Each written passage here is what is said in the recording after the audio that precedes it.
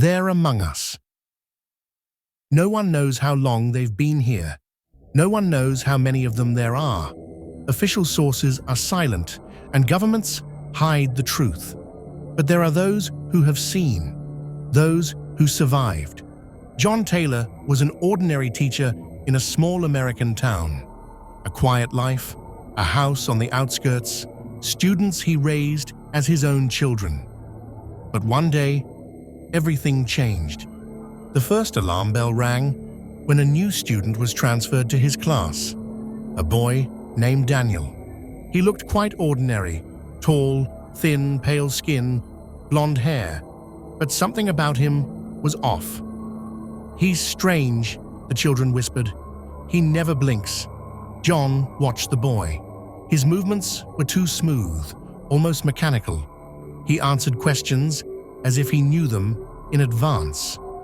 One day, in biology class, Daniel spoke. "You're wrong. Human DNA is imperfect. We improved it a long time ago." Everyone laughed, but John felt a chill run down his spine. That same night, he couldn't sleep. At 2 o'clock in the morning, he went out on the porch, lit a cigarette, and saw him. Daniel was standing in the street, motionless like a statue, looking straight at him. "Everything all right, Mr. Taylor?" came the boy's voice, but his lips didn't move. The next morning, John tried to talk to the principal, but the man only waved him off. "It's just a kid.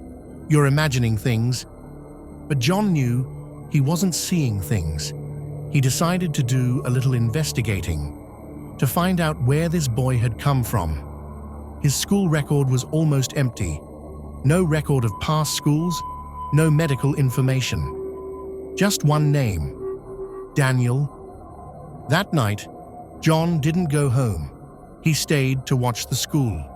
At 3 a.m., he saw Daniel leave the building, but he didn't go home. Instead, he headed toward the woods. John followed him. Deep in the woods, among the dead trees, he saw them. They stood in a circle, 7 men. Their faces were human, but overly symmetrical. They did not blink. Daniel turned to them and said something in a language John had never heard. Suddenly, the sky above them shone with a pale blue light.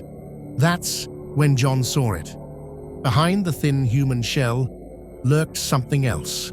Their bodies shimmered, their faces disappearing at times, revealing smooth, eyeless skulls. They were not human. John sprinted back, stumbling over roots, gasping with terror. He ran home, locked the doors, grabbed the phone. "Hello? Police?" But only Daniel's voice came through the receiver. "You shouldn't have seen that, Mr. Taylor." The next morning, John Taylor was gone. His house burned to the ground.